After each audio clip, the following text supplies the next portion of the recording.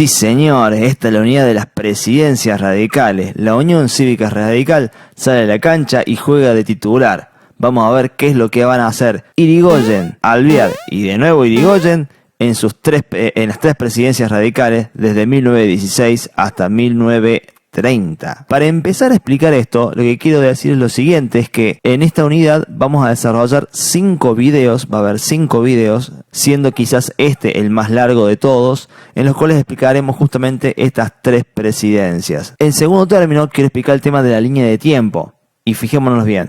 Venimos trabajando en la unidad 2 con esta línea de tiempo, que ya le hemos explicado en los videos anteriores, y ahora vamos a hacer una suerte de zoom, ¿sí? De acercamiento en las 2 décadas que van desde 1910 hasta 1930, y haciendo un zoom en eso, en esos 20 años, es que llegamos aquí, que aquí fíjense, la división ha cambiado. Yo acá elegí dividirlo en 5 años, ¿sí?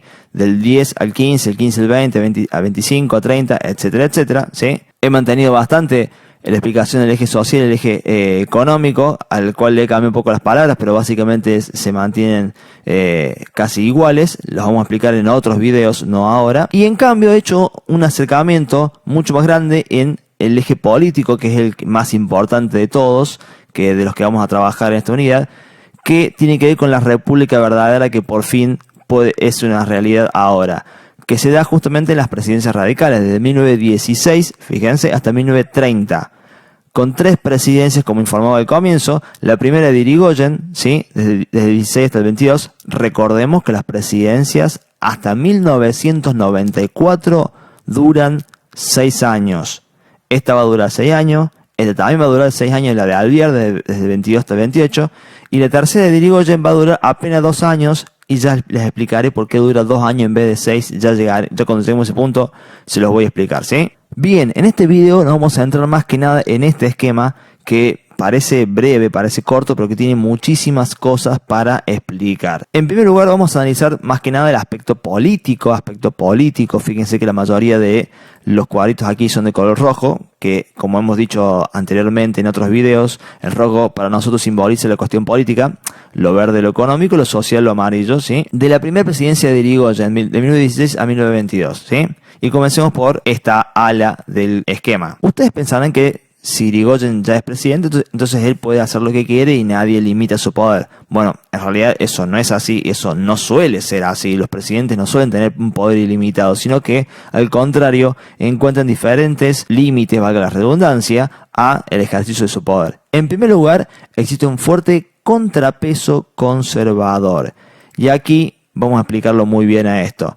En primer lugar, estos colores a ustedes seguramente les llama la atención y les traen una reminiscencia a otro tipo de fenómeno que no es precisamente el que estamos buscando en este momento. Estos colores se deben, chicos, a que, bueno, como decía recién, el amarillo simboliza la cuestión social, el verde la cuestión económica y el rojo la cuestión, o mejor dicho, aspecto político, ¿sí? Los conservadores son los miembros, escuchen bien, del Partido Autonomista Nacional, del PAN, ¿sí? Ese que ganaba siempre las elecciones en aquella unidad número 2. Son estos que hemos explicado en otro momento, los que eran los protagonistas de la República Posible, ¿sí? El PAN. Y también otros nuevos partidos que se han sumado porque tienen la misma ideología, ¿sí? Conservadora, es decir, que quiere mantener el modelo agroexportador y también sostener esa concentración del poder en manos de la clase terrateniente, ¿sí? Esta clase terrateniente, ¿sí? Decimos que ejerce, los partidos conservadores ejercen un fuerte contrapeso porque tienen mucha presencia, mucha importancia, tanto en el propio gobierno de Irigoyen, cosa que vamos a explicar acá con estos tres conceptos, como también en la cuestión social y económica, ¿sí? Recordemos lo siguiente, la clase terrateniente, la poderosa clase terrateniente, sigue teniendo muchísimo poder en lo social y en lo económico, ¿sí? Y la elección de Irigoyen no supone un límite total a ese creciente poder. Recordemos, y me remito un segundo a la unidad número 2, que la Unión Cívica Radical formaba parte de la oposición moderada, ¿sí? Unión Cívica Radical, oposición moderada, y como tal no buscaba el cambio total del aspecto económico y social, como sí en cambio lo buscaba la oposición revolucionaria. ¿Estamos? La UCR pertenecía a la oposición moderada y como tal buscaba un cambio moderado, un cambio político. Por ende, los terratenientes seguían teniendo un peso muy importante en lo social y en lo económico. Lo social y lo económico lo vamos a desarrollar en videos posteriores. En este vamos a centrarnos más que nada en lo político, pero quiero que retengan esa idea en la cabeza, retengan esta cuestión de que son hegemónicos. Hegemónicos significa que controlan buena parte de la cuestión social y económica, y siguen siendo una clase social muy poderosa, una clase social de referencia para todo el conjunto de la sociedad. Irigoyen sabe muy bien que en su gobierno va a tener que lidiar, va a tener que negociar con este contrapeso conservador, con esta gran hegemonía social y económica de los terratenientes, con esta gran importancia que tienen los terratenientes que veníamos explicando recién, y que por ende va a tener que en esa negociación ceder algunos lugares. Cuando decimos ceder, nos referimos más que nada a la cuestión de los ministros. Para los que no saben, todo presidente necesita siempre un gabinete, un conjunto de ministros, es decir, de funcionarios especialistas en diferentes áreas que lo van asesorando, lo van aconsejando y que por supuesto tienen capacidad para dirigir y dictar normativas diferentes para cada una de sus áreas. Ministros tales como el ministro de Educación, el ministro de Agricultura, el ministro de Economía, el ministro de Guerra, el ministro de Relaciones Exteriores, etcétera, ministro de Salud, etcétera, etcétera, ¿sí? Macri también tenía sus ministros, Cristina tenía sus ministros, Alberto tiene sus ministros, todos los presidentes tienen ministros. Eso no está mal, eso es una cuestión necesaria de cualquier gobierno. Ahora bien, suele suceder que el presidente que asume siempre selecciona a los ministros de su confianza y en general suelen ser la gran mayoría de su propio partido. En el caso específico de Irigoyen, él toma la decisión, quizás muy inteligente, de negociar estos ministerios con los conservadores y nombrar a varios ministros que son conservadores, que pertenecen a los partidos de la oposición, al PAN, incluso al Partido Autonomista Nacional, con el fin de no confrontar directamente con ellos. Además, considera Irigoyen que puede ser una táctica inteligente para mantenerlos más cerca y por ende más vigilados. Hay un refrán que dice: mantén a tus amigos cerca y mucho más cerca a tus enemigos. Sin embargo, esta jugada puede ser peligrosa, y veremos más adelante que en algún punto sí, porque estos ministros responden a otro tipo de lealtad, no son totalmente leales a Irigoyen, más allá de que sean parte de su gobierno, sino que más bien, al ser parte del Partido Conservador, obedecen más bien las directivas de los partidos conservadores o de los terratenientes, y eso puede jugarle en contra a Irigoyen. Por otra parte, Irigoyen posee la presidencia de la nación y como tal el poder ejecutivo, pero no así el dominio del poder legislativo. Y aquí tengo que tomarme hacer una interrupción y explicar estas cuestiones, porque en general ustedes llegan al quinto año con una base cívica no del todo satisfactoria. Por ende, vayamos aquí. Sabemos nosotros que el Estado Nacional tiene tres poderes: el legislativo, el ejecutivo y el judicial. El legislativo se dedica a crear las leyes, el ejecutivo las aplica, las ejecuta, las lleva a cabo, y el judicial es el que juzga el cumplimiento de las leyes. No quiero explicar en extensión todo esto porque deberían haberlo aprendido ya en segundo o tercer año cuando tuvieron ciudadanía y participación. Ahora bien, quiero revelar algo que quizás a ustedes les es esquivo y que no conocen: es que el poder ejecutivo tiene la capacidad de involucrarse, sin embargo, en la creación de leyes o en el juzgamiento de estas leyes. Es decir, puede ocupar parte de las atribuciones del Poder Legislativo o del Poder Judicial a través de, en el caso del Legislativo, a través de los DNU o decretos de necesidad y urgencia, y en el caso del Poder Judicial, a través de los indultos. Estos dos procedimientos, decreto de necesidad de urgencia y los indultos, escuchen bien, son legales porque lo establece la Constitución Nacional, es decir, la primera y más importante de todas nuestras leyes, que es la Constitución Nacional. Le permite al Poder Ejecutivo realizar decretos de necesidad de urgencia y otorgar indultos. Voy a explicar rápidamente qué son cada uno de estos dos.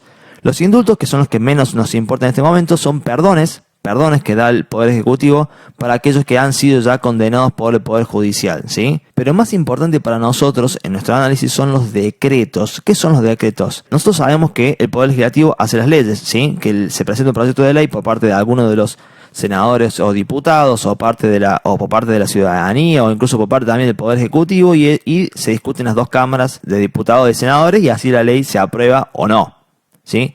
Pero Para determinados casos en los cuales hay una necesidad y una urgencia clara, ¿sí? Hay una necesidad y una urgencia clara, evidente, se establece, se le permite al Poder Ejecutivo no discutirle ningún tipo de ley, sino establecerla por decreto, así de manera expeditiva y más rápida. ¿Esto por qué se hace? Porque si de repente estamos en una situación de emergencia, de crisis, por ejemplo ahora con la pandemia, el establecimiento de la cuarentena no se discutió en el Congreso a partir de las dos cámaras que había con los diputados y senadores. ¿Por qué? Porque esa discusión podría haber tardado muchísimo, más o menos un mes. Todo ese mes se hubiera perdido en discusiones que quizás son válidas, quizás son interesantes.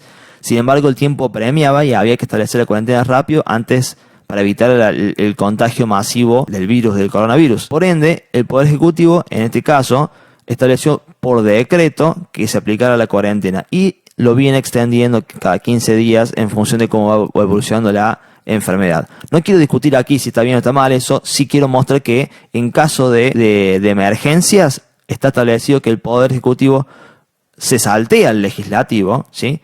En algún punto hasta invada el área específica del Legislativo, que es el de crear leyes, y establezca por decreto algún tipo de disposición que le sea necesaria. Otra vez, siempre y cuando haya necesidad de urgencia. Hay que decir la verdad, aunque estos procedimientos son legales, recordemos los que trabajamos en la unidad número 1, ¿sí? Son legales porque lo permite la Constitución, no suelen ser siempre legítimos, no suelen ser siempre aceptados por la población. ¿Y por qué digo esto? Porque si está demostrado la necesidad de urgencia y es evidente, como en el caso de la cuarentena, bueno, hay aceptación. Pero si el Poder Ejecutivo abusa de los decretos o abusa de los indultos, entonces ya es mucho más cuestionable y la legitimidad que ya tiene estas medidas es muy discutible. Bien, una vez hecha esta aclaración, quiero decir lo siguiente. La mayoría de los diputados y senadores del Congreso, del Poder Legislativo, de este Poder Legislativo,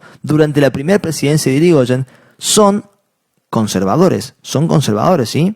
Responden a los partidos conservadores, al PAN en general, ¿sí? Y a la clase terrateniente, y por ende se comportan de manera muy refractaria, ¿sí? Es decir, contraria a las necesidades y los deseos de Irigoyen. En general, casi todos los proyectos de ley que necesita Irigoyen que se aprueban en el Congreso suelen ser rechazados, porque la mayoría de los diputados y senadores no son radicales, son del partido contrario, y el partido contrario justamente, o porque piensa diferente, o porque considera las cosas más diferentes, o porque quiere hacerle la contra y trabarle el ejercicio de su gobierno, es que básicamente no le aprueban ninguna ley. Por ende, Irigoyen va a hacer uso de los decretos de necesidad y urgencia, pero ya de manera excesiva, ¿sí? Irigoyen va a gobernar básicamente a través de los decretos, va a saltearse al Congreso, ¿sí? Va a saltearse al Poder Legislativo y va a decretar, ¿sí? En algún punto los diputados y senadores conservadores que confiaban en su capacidad para bloquearle el gobierno a Irigoyen en el Poder Legislativo van a ver burladas sus intenciones a través de los decretos, ¿sí? Sin embargo, este uso y hasta abuso de los decretos va a ser muy cuestionado en contra de Irigoyen. Como yo les decía, tiene que haber una cuestión de necesidad y urgencia que esté demostrada. Y si Irigoyen, en cambio, usa muchísimos decretos, eso va a hacer que pierda un poco la legitimidad, ¿sí? Como procedimiento válido. Otro espacio de poder que van a retener los conservadores y la clase terrateniente en sus manos y en contra de Irigoyen van a ser los gobiernos provinciales, ¿sí? Y aquí me quiero detener un segundito para mostrarles a ustedes una aclaración muy importante. En este periodo de 1916, ¿sí? Hasta 1922 e incluso hasta 1945 más o menos, las provincias argentinas son solamente 14, que son las que están aquí pintadas en celeste. El resto todavía no son provincias, escuchen bien, todavía no son provincias, recién en 1940, son más bien territorios nacionales. ¿Qué quiere decir esto? Que aquí no hay gobernadores elegidos por la población de cada provincia. La población de La Pampa no elige a su gobernador, la población de Neuquén no elige a su gobernador, la población de Santa Cruz no elige a su gobernador, etcétera, etcétera, sino que estos gobernadores son colocados por el presidente de la nación. No importa si ese presidente es conservador, es radical o del partido que sea. Los coloca el presidente de la nación porque estos territorios se consideran territorios todavía nacionales. Si se fijan bien, en su mayoría todos estos territorios son aquellos que habían sido parte de la mal llamada conquista del desierto. Cuando nosotros analizamos aquí, fíjense, estos territorios son muy similares a los que aquí estamos viendo aquí. Estos territorios son nacionales. Estos no son provincias en sentido legal para este periodo argentino. Las provincias argentinas son 14, son estas nada más. El resto son territorios de la nación. Bueno, sobre esas 14 provincias, la gran mayoría de los gobernadores son conservadores, ¿sí? Son conservadores, no son radicales. Y también hacen todo lo posible para bloquearle su obra de gobierno a Irigoyen, para oponerse a ello. Frente a estos gobernadores, lo que va a hacer Irigoyen va a utilizar también otro procedimiento legal, que es la intervención federal. Y repito esto, es un procedimiento legal porque la Constitución Nacional Argentina es la que permite las intervenciones federales, pero la legitimidad de estas intervenciones es más discutible. Y voy a explicar bien a qué me refiero. Para poder explicar bien el procedimiento de la intervención federal, he elaborado aquí un simple esquemita de los 3 niveles que tienen los 3 poderes. Fíjense, tenemos poder legislativo, ejecutivo y judicial, ¿sí? Que son los mismos que hemos planteado acá. Pero además de haber un Estado nacional, por supuesto tenemos estados provinciales y estados municipales. ¿A qué me refiero con esto? El Estado tiene 3 niveles, nacional, provincial y municipal. Y a nivel nacional, el poder legislativo es el Congreso de la Nación, el poder ejecutivo es el presidente y sus ministros, el poder judicial es la Corte Suprema de Justicia. A nivel provincial de Córdoba, aclaro, de Córdoba, hay una legislatura unicameral, para poder ejecutivo el gobernador de la provincia y sus ministros, y poder judicial el Tribunal Superior de Justicia. A nivel municipal, el Consejo Deliberante, el intendente y sus secretarios, y el Tribunal de Faltas en el caso del Poder Judicial a nivel municipal. Lo que yo quiero explicar es lo siguiente: la intervención federal siempre se realiza desde un poder ejecutivo, que es el nacional, a otro poder ejecutivo, que es el provincial. Aquí sucede, ¿está claro? No se intervienen, en general no se interviene el Poder Judicial y el Poder Legislativo. Es rarísimo que se intervengan desde este punto de vista. Siempre la intervención es así, como se indica acá. Hecha esta aclaración, vamos a explicar ahora qué es la intervención federal. La intervención federal es cuando una provincia está sufriendo un proceso de crisis, un proceso muy complicado, un proceso de fuerte ilegitimidad, un proceso de fuerte ilegitimidad, ¿sí? En el cual los gobernados, el pueblo de Córdoba, el pueblo de Santa Fe, el pueblo de Buenos Aires, etcétera, etcétera, tiene muy poca aceptación por sus gobernantes, por su poder ejecutivo, ¿sí? Provincial. Y entonces el presidente, en esos casos de extrema necesidad, otra vez, escuchen esto, casos de extrema necesidad, el presidente está facultado, permitido por parte de la Constitución Nacional, a intervenir el gobierno y sacar al gobernador, remover al gobernador y poner a un interventor que es de su confianza. Este procedimiento es muy polémico, por cierto, es muy polémico. ¿Por qué? Porque si la población votó a fulanito como gobernador, no importa quién sea, como gobernador, y el presidente lo saca de buenas a primeras, de un plumazo a partir de la intervención federal, entonces el presidente se está burlando de lo que la gente votó. Ahora, esto tiene sentido siempre y cuando, como les decía recién, ese gobernador fulanito del partido no importa, esté bajo un fuerte proceso de ilegitimidad, que la aceptación que tenga de sus gobernados sea bajísima, ¿sí? Eso, en esos casos, sí. En otras palabras, para decirlo más simplemente, si la provincia se está prendiendo fuego, es hasta necesaria una intervención federal. Para que ustedes se den una idea más o menos de cuándo es necesaria una intervención federal, el caso más cercano que tuvimos nosotros en nuestra historia reciente fue en el año 2013, cuando los policías se acuartelaron y comenzaron a haber una gran cantidad de saqueos en la provincia de Córdoba, sobre todo en la ciudad de Córdoba. En ese momento el gobernador de la provincia de Córdoba era José Manuel de la Sota y la presidenta era Cristina Fernández de Kirchner. En ese momento realmente fueron unas jornadas muy críticas. Fue diciembre de 2013 y realmente la gente estaba muy nerviosa. Había saqueo, había muchísimo saqueo, había muchísima inseguridad, había una fuerte lucha social, hasta diría, entre las personas que saqueaban y aquellos que defendían sus propiedades, sus comercios, sus casas, etcétera, etcétera. Y realmente fue una situación muy complicada. En ese momento, Cristina, que era la presidenta, podría haber intervenido la provincia y hubiera sido hasta cierto punto justificable porque la provincia estaba prendiéndose fuego, básicamente. No lo hizo y bueno, no puedo decir que se haya equivocado. No puedo decir que se haya equivocado porque bueno, es una circunstancia muy polémica. La gente lo había votado de la Sota. Yo no voy a decir que de la Sota haya sido un gran gobernador, pero efectivamente tenía algún tipo de apoyo y legitimidad.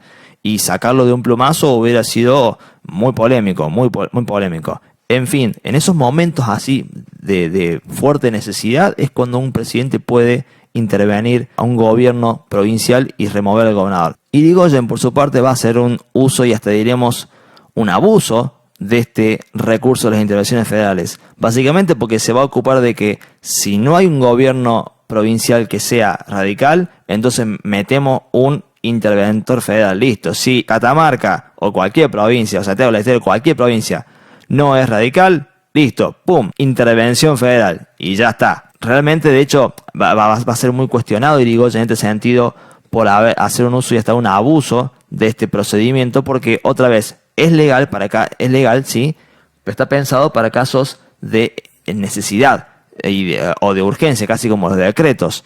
Si no está esa necesidad, entonces es muy cuestionable que se recurra a esto. Como vemos aquí, la historia nos presenta una situación polémica, una situación en la cual no es fácil decidirse. ¿Por qué digo esto? Porque Irigoyen efectivamente ha hecho un uso y un abuso de los decretos de necesidad y urgencia y también de la intervención federal, ¿sí? Se ha excedido con el uso de estos recursos que son legales, pero que están pensados para momentos de necesidad. Sin embargo, del otro lado están los conservadores, los terratenientes, que como nosotros vimos en la unidad anterior, son los que aplicaron la República Posible, es decir, aplicaron el fraude. En ese sentido, es muy discutible saber qué es más legítimo. Aquellos que han ejercido el poder durante 36 años a través del fraude, o estos nuevos, los radicales, que están utilizando excesivamente los decretos de necesidad de urgencia y de intervención federal. A ver, esto nos muestra que en la historia no hay buenos y malos y que es errado pensar que de un lado están todos los buenos y de otro lado están todos los malos, porque eso es muy discutible, ¿sí? Es discutible hasta qué punto es válido usar tantos decretos o es válido usar tantas intervenciones o hasta qué punto es válido el uso del fraude, como vimos en la unidad anterior, ¿sí? No es correcto pensar que en la historia se enfrentan los buenos contra los malos. No lo piensen nunca así. Por eso yo siempre hago hincapié en esto de no considerar a la historia como si fuera una película de Disney en la cual se enfrenta el bien y el mal. No es así. Se enfrentan ideologías, se enfrentan grupos políticos, se enfrentan clases sociales y que no necesariamente son buenas o malas, o enteramente buenas o enteramente malas. Van a encontrar gente buena y gente mala en los dos lados, en todos los grupos políticos, sociales, económicos, etc. Y el debate no pasa por ese lado, pasa por cuestiones claramente ideológicas, políticas, económicas, sociales, etcétera, ¿sí? Vamos ahora con la columna del medio. El liderazgo carismático y personalista de Irigoyen, ¿sí? Este es un tema muy importante y si ustedes recuerdan bien, yo lo dejé planteado al final del vídeo anterior. El primer líder carismático y personalista de las masas argentinas. Ese concepto lo dejo picando para la unidad siguiente, ¿sí? Irigoyen es considerado por parte de sus seguidores como un líder excepcional, un líder superior, un líder especial, ¿sí? Que no es igual a otro político, ¿sí? Y por ende es muy querido, es muy apoyado, ¿sí? Hasta el punto de desatar reacciones prácticamente de fanatismo por parte de este hombre. Incluso cuando Irigoyen asume su presidencia en 1916, cuando hacen el acto de jura y asunción de su cargo, él sale a la calle, sí, es transportado como protocolarmente se establecía a través de un carruaje presidencial, y sus seguidores, enardecidos pero completamente entusiasmados, lo sacan del carruaje y lo llevan cargando cococho en andas así hasta la Casa Rosada y festejando. A Irigoyen a muchos no le gusta esto, le parece un poquito incómodo, pero sin embargo esto nos demuestra el grado de entusiasmo que hay por la figura de Irigoyen, ¿sí? Es que Irigoyen posee un liderazgo carismático. Carismático, ustedes lo asocian con un tipo que le cae bien a la gente, un tipo que es lindo, un tipo que es fachero, bueno.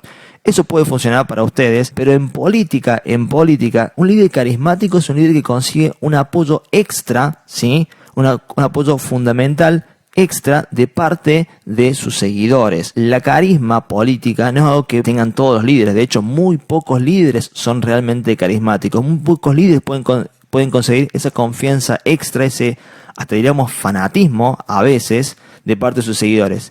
Y hay muchísimos ejemplos en la historia de diverso tipo, de derecha y de izquierda, de centro, etcétera, de líderes carismáticos. Así por caso, en extremos completamente diferentes, dos líderes carismáticos como Hitler o como Nelson Mandela son claramente líderes que consiguieron un claro fanatismo, un claro apoyo, una confianza extra de parte de sus seguidores, y no tienen nada que ver uno con lo otro, ¿eh? Hitler es claramente racista y Nelson Mandela basó toda la obra de su vida en contra del racismo. No voy a explicar quién fue Hitler ni quién fue Nelson Mandela en este video porque me iría demasiado por las ramas. Incluso ejemplos de hoy día que podría mencionar, o de la historia más reciente, como líderes carismáticos. El Papa actualmente es carismático, Cristina también, Vladimir Putin en Rusia, Carlos Menem también lo fue en la Argentina en los años 90. Y aquí hago una aclaración: la carisma no es esencialmente buena o mala. Ser carismático es conseguir un apoyo extra, una confianza extra, hasta a veces un fanatismo de parte de tus seguidores, ¿sí? Eso es ser carismático en la política. No necesariamente ser carismático te hace bueno o te hace malo. A ver, di el ejemplo de Hitler. Hitler no es precisamente la persona más buena del planeta, sino creo que todo lo contrario.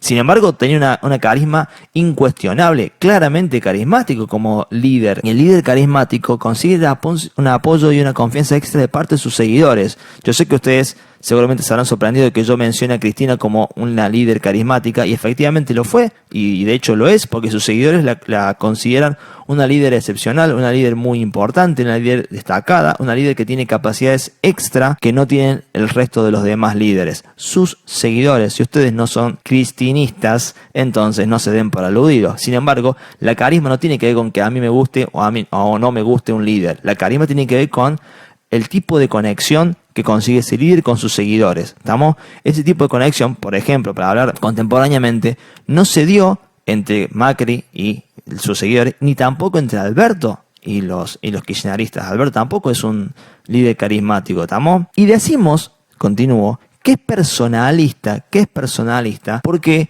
concentra en su persona todas esas características que no se pueden hallar en el resto de los demás líderes, en el resto del partido, ¿sí? La gente confía muchísimo, los radicales y la población en general, confía muchísimo en Irigoyen y en él, específicamente en él, como el verdadero líder que nos va a llevar hacia la nueva etapa, hacia el progreso nacional, y que nos va a liberar de la dominación de los terratenientes y que va a lograr repartir toda una serie de beneficios en las clases obreras y en las clases más bajas en general. Confían en él, no confían en el resto de los demás miembros del partido de la Unión Cívica Radical. O mejor dicho, no es que no confíen, pero no tanto. De hecho, para contrarrestar esta carisma, este magnetismo personal que tenía Irigoyen, sus opositores, los conservadores, comenzaron a llamarlo en los diarios como el peludo, ¿sí? Como si fuera un ser hosco, retraído, antisocial.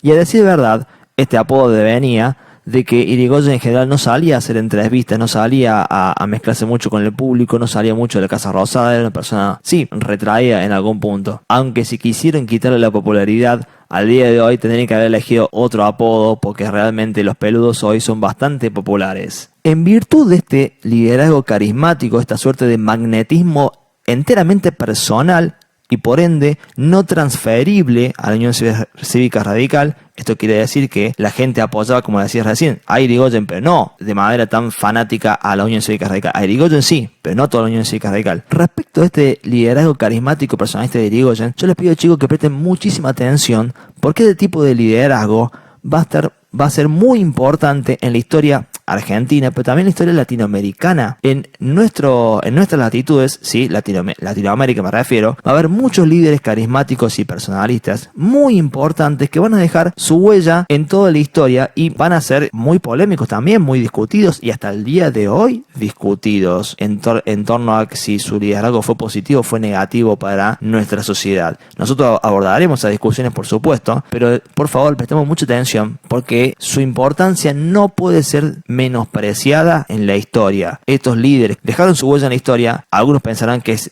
totalmente negativo o totalmente positiva. Ya lo abordaremos en su momento, pero es importante que les prestemos mucha atención. Este tipo de liderazgo es realmente muy característico de nuestra cultura latinoamericana y se encuentra muy poco en Europa, se encuentra muy poco en Estados Unidos, se encuentra muy poco en otros países. Sin embargo, en Latinoamérica tienen un peso muy importante, ¿sí? Este magnetismo personal que tiene Irigoyen va a ser empleado por él para considerar que él y la Unión Cívica Radical constituyen la causa contra el régimen. Y escuchen bien este razonamiento porque es muy interesante. Él va a considerar que todo lo que hace la Unión Cívica Radical, y lo que hace él, por supuesto, está más allá de los intereses específicos de su partido, de la Unión Cívica Radical, sino que más bien él y la Unión Cívica Radical son los que defienden al país, defienden al pueblo en contra del régimen opresor. ¿Qué es el régimen opresor? Son los conservadores, son los terratenientes, ¿sí? Y acá sí que, por supuesto, al plantear esta idea, está confrontando con ellos, ¿sí? Acá sí está confrontándolo. Con lo cual, la voluntad de este líder de Irigoyen está por encima de las peleas partidarias, ¿sí? Irigoyen no dice, bueno, la Unión Cívica Radical tiene una serie de ideas, nosotros defendemos esa idea y los conservadores defienden otras ideas y por eso discutimos. No, Irigoyen no razona así. Irigoyen no ve a dos partidos o tres, cuatro discutiendo por diferentes ideas. No, Irigoyen dice, nosotros defendemos al país, defendemos al pueblo, defendemos la causa nacional y los demás, ellos, los que se oponen, buscan seguirnos oprimiendo, ¿sí? En otras palabras, ahí sí Irigoyen está razonando como que nosotros somos los buenos y estos son los malos. Y esto es, en algún punto, es peligroso. ¿Por qué digo esto? Porque si nosotros somos los buenos y estos son los malos, entonces todo lo que hagamos nosotros está bien y todo lo que hacen ellos va a estar mal. Y eso habilita a considerar que lo único que tenemos la razón somos nosotros y ellos están siempre equivocados. Yo les vengo advirtiendo desde la unidad anterior y creo que desde siempre, que no piensen en blanco y negro, no piensen que ustedes, ni que yo, ni que nadie en particular tiene toda la razón y los demás están todos equivocados. Consideren más bien que hay diferentes maneras de ver la realidad y de entender la realidad y que todas esas maneras discuten, por supuesto, debaten entre sí, ni hablar que discuten, por supuesto. Sin embargo, ninguna tiene toda la razón. No compren todo el paquete entero de nada. Y bueno, Irigoyen, al plantear esta manera de ver, es potencialmente autoritaria, porque puede hacerle pensar a él y a sus seguidores, a los radicales, de que los únicos que tienen la razón son ellos, y que todo tipo de cuestionamiento, todo tipo de crítica, todo tipo de disidencia que haya en contra de ellos, es automáticamente contraria a la nación, contraria al país, contraria a la patria, contraria al pueblo. Y eso es peligroso, ¿sí? A decir verdad, esto lo planteo porque Irigoyen no va a ser el único líder carismático y personalista de la historia, ya mencioné unos cuantos y vamos a ver otros más, ni tampoco va a ser el único en considerarse el defensor de la causa nacional en contra de los opresores. En virtud de esta idea de que somos la causa nacional en contra del régimen opresivo, de los conservadores, del PAN, de la oligarquía terrateniente, etc., Irigoyen va a llevar a cabo el patronazgo estatal. ¿Qué significa esto? Significa que Irigoyen va a nombrar a muchos funcionarios y empleados públicos en el Estado, a personas que en su momento desarrollaron un papel muy importante para que él se convierta en presidente, ¿sí? Hablamos de personas que trabajaron activamente en la campaña para que él se convierta en presidente, personas que se dedicaron a convencer al resto de la población de que lo votaran a Irigoyen, personas que hicieron mitines, personas que en su momento también participaron de las mal llamadas revoluciones radicales, etcétera, etcétera. Este accionar va a ser cuestionado por los conservadores, va a ser cuestionado. ¿Por qué? Porque dicen los conservadores, pero entonces usted, Irigoyen, está nombrando gente en el Estado, pagándole un salario a esa gente que nombra en el Estado, simplemente porque lo apoyó a usted, porque son amigos suyos, y no necesariamente porque sean importantes o útiles en la función pública. Está nombrando funcionarios, está nombrando empleados públicos, les está pagando un salario, y no necesariamente están realizando alguna función que realmente sea útil. Están allí como un premio por haber colaborado con la campaña política a su favor, ¿sí? Básicamente usted está implementando una medida de clientelismo político, está premiando a los que lo siguen solamente por seguirlo y nada más. Irigoyen en su defensa dice lo siguiente: a ver, esta es una alternativa que yo estoy empleando para redistribuir la riqueza. Al yo nombrar estas personas en el Estado, les estoy dando un salario, les estoy dando un ingreso como premio a la lealtad, seguro, pero también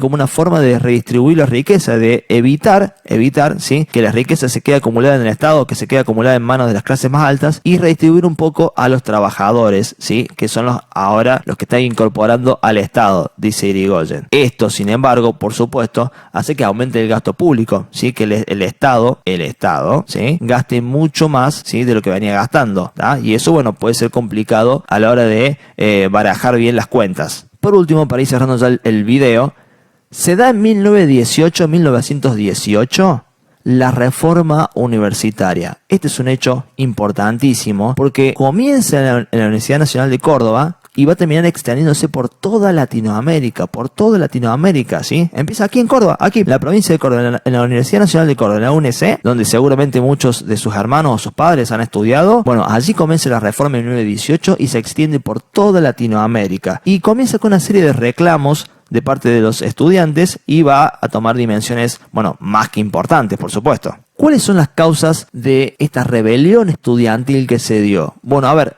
en primer lugar, hay un fuerte atraso político y pedagógico. Decimos pedagógico en el sentido de que la forma de enseñar era muy asimétrica, muy autoritaria. El maestro siempre tenía la razón, era incuestionable y todo lo que decía el maestro, el docente, era verdad absoluta. Segundo, hay un atraso político que tiene que ver más que nada también con esto, con la influencia eclesiástica y conservadora. ¿A qué me refiero con esto? Que la iglesia, por eso decimos eclesiástica, la iglesia católica, tenía mucha influencia en qué se enseñaba y qué no se enseñaba en la universidad, y los conservadores también tenían mucho peso allí, ¿sí? Los conservadores, dijimos, recuerden esta idea de civilización y barbarie que veníamos explicando en la unidad anterior. Los conservadores pensaban, bueno, nosotros los terratenientes somos los más importantes, somos los civilizados y los demás son bárbaros. Y esa metáfora de civilización versus barbarie se replicaba, se mantenía, se sostenía en la universidad, en donde los docentes y directivos eran la civilización y los alumnos eran todos considerados bárbaros. Por ende, desde este punto de vista conservador, cualquier tipo de reclamo, planteo o inquietud que tuvieran los estudiantes era directamente descartada porque ellos son bárbaros y no saben lo que están diciendo, son unos tontos y unos brutos. Ese desprecio hacia los estudiantes, esa cerrazón hacia su participación, hacia sus opiniones, ¿sí?, motivó diferentes planteos, diferentes protestas de parte de los estudiantes que terminaron escalando, terminaron creciendo, terminaron aumentando hasta que los estudiantes en 1918, los estudiantes, escuchen bien, en su mayoría hijos de la clase obrera, ¿sí?, hijos de la clase obrera y de la pequeña burguesía urbana y rural, sí, pero gentes de clases medias y clases bajas, sí, su mayoría, toman la universidad. Hay una imagen muy característica, es esta que aparece ahora, de la toma del pabellón Argentina, que es el pabellón principal de la Universidad Nacional de Córdoba, en donde los estudiantes toman la universidad, se hacen del control de ella y reclaman toda una serie de cambios. Irigoyen va a intervenir la universidad y va a respaldar a los estudiantes. Esta fue una de las medidas quizá más inteligentes de parte de Irigoyen, porque fue una forma de congraciarse, ¿sí?, es decir, acompañar al sector social que había sido el principal impulsor de la Unión Cívica Radical y que en general lo habían votado. La mayoría de estos estudiantes que habían tomado la universidad, lo habían votado, Irigoyen también, y pedían toda una serie de cambios que tienen que ver, fíjense, con una mayor participación en el gobierno. Yo le dije recién, cuando los conservadores y la iglesia controlaban la universidad, todo lo que planteaban los estudiantes era descartado porque eso era la barbarie. Bueno, ahora los estudiantes quieren participar del gobierno, participar con sus opiniones, participar con sus acciones y con sus ideas en la universidad, y quieren básicamente tener mucho más de espacio. Si se fijan bien, si analizan bien, este planteo, estos reclamos de los estudiantes, en algún punto se asimilan, se asemejan, se parecen a el cambio que se ha dado entre la república posible y la república verdadera. Fíjense ustedes. ¿Por qué? En la república posible dijimos un solo grupo cerrado maneja todo el poder y los demás están allí para apoyar lo que hace este grupo y nada más.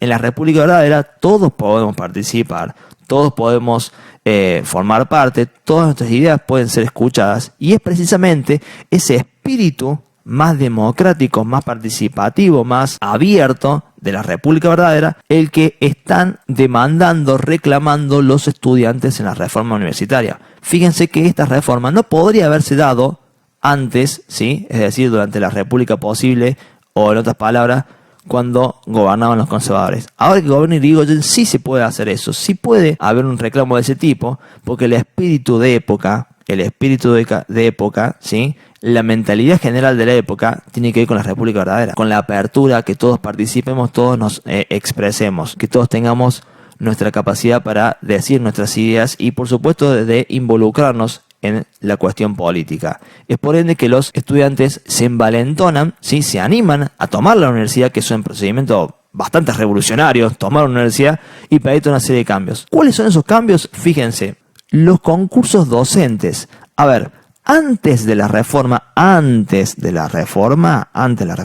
los docentes eran elegidos básicamente por la iglesia o bien por los miembros del Partido Conservador o por la clase terrateniente o por los directivos, ¿sí? Básicamente a dedo. Vaya a saber uno por qué criterios. Sin embargo, ahora se van a realizar concursos para acceder a estos cargos docentes. ¿A qué me refiero con esto? A ver, si en una materia, digamos matemática 1, supongamos, no hay un profesor que la dicte, entonces se van a presentar, se abre la convocatoria, se presentan 2 o 3 candidatos para ser el nuevo profesor de matemática 1, y estos profesores van a tener que presentar 2 cosas. Primero, los antecedentes, es decir, toda una serie de papeles que demuestren los títulos, los cursos que han hecho ellos, las carreras que han cursado, los posgrados, etcétera, toda su preparación, ¿sí? En dónde es que se han formado. Y también van a tener que realizar una clase de prueba, cada uno de esos 3 hipotéticos candidatos que hemos explicado en este ejemplo, van a tener que realizar una clase de prueba, una clase de demostración en donde justamente demuestren, valga la redundancia, todo lo que ellos saben y sus capacidades para enseñar. Y los jueces que van a determinar si fulanito, mengano, sultano son los más apropiados para dar clase en matemática 1 o no, van a ser, por un lado los directivos, por supuesto, por otro lado los otros docentes y también los estudiantes. Los estudiantes van a tener la capacidad para intervenir en quiénes serán sus docentes. Fíjense el poder que consiguen los estudiantes. Es más, aquí no lo he presentado, pero también surge en esta reforma la idea de tener un centro de estudiantes como centro de poder estudiantil, para la redundancia, que permita expresar la opinión de los estudiantes y que ustedes también en el ISPOBA tienen como núcleo para plantear todas sus inquietudes, para plantear todos sus reclamos, etcétera, etcétera, ¿sí? Otro cambio muy importante que van a conseguir es la libertad de cátedra. Es decir, la capacidad que tiene cualquier docente de dictar el programa y el temario como él crea correcto, sin ser perseguido, sin ser cuestionado, sin ser castigado, ¿sí? Sin ser censurado incluso, ¿sí? Acallado por parte de los directivos o por parte del gobierno. Un docente, no digo de matemática 1, pero podemos decirlo por ejemplo de biología, que quiere enseñar la teoría del evolucionismo según Darwin, no puede ser cuestionado, callado o censurado por la Iglesia Católica. Si la Iglesia Católica no le gusta el evolucionismo o el darwinismo, bueno, está perfecto, puede manifestarse, pero jamás prohibirle a un docente que exprese su punto de vista. Un docente, incluso un docente de teoría política 1, que hable en contra de los conservadores o en contra de Irigoyen, no puede ser tampoco censurado o callado, no puede ser removido de su cargo, no puede ser echado, no. Hay que respetar la libertad de cátedra para expresarse. De hecho, también se establece, como tercer cambio, el cogobierno universitario. Esto quiere decir que el rector que dirige toda la universidad también tiene que escuchar a los estudiantes, también tiene que consultar, no solamente a los estudiantes, también a los docentes y a los no docentes, pero también los estudiantes sobre cualquier decisión que termine tomando. Los estudiantes de esa manera participan de las decisiones más importantes que se toman en su universidad. Los estudiantes ya no son solamente ya no pueden ser considerados como esa barbarie que está allí y hay que educarla porque son una manga de brutos. No. Ya no se puede pensar más de esa manera. Ahora los estudiantes participan del gobierno de sus universidades y de las decisiones más importantes que allí se toman. Por último, se establece también la autonomía universitaria. Esto es que ningún presidente, ni Irigoyen, ni los conservadores, ni nadie puede intervenir en la universidad y sacar un rector, es decir, un director general, ni sacar un docente, ni sacar leyes. No, eso no se puede realizar. Las universidades son autónomas, más allá de que sean financiadas, que sean sostenidas económicamente por el Estado Nacional. Más allá de eso, esas universidades no pueden ser intervenidas, no pueden ser removidos, cambiados, echados sus rectores, sus directores, sus docentes. Mantienen una autonomía. La idea de la autonomía justamente es para garantizar que haya libertad de cátedra y libertad de pensamiento en ellas, y que de esa manera las personas que allí participan, docentes, no docentes, estudiantes, directivos, etcétera, tengan la libertad política para manifestar sus puntos de vista de manera irrestricta.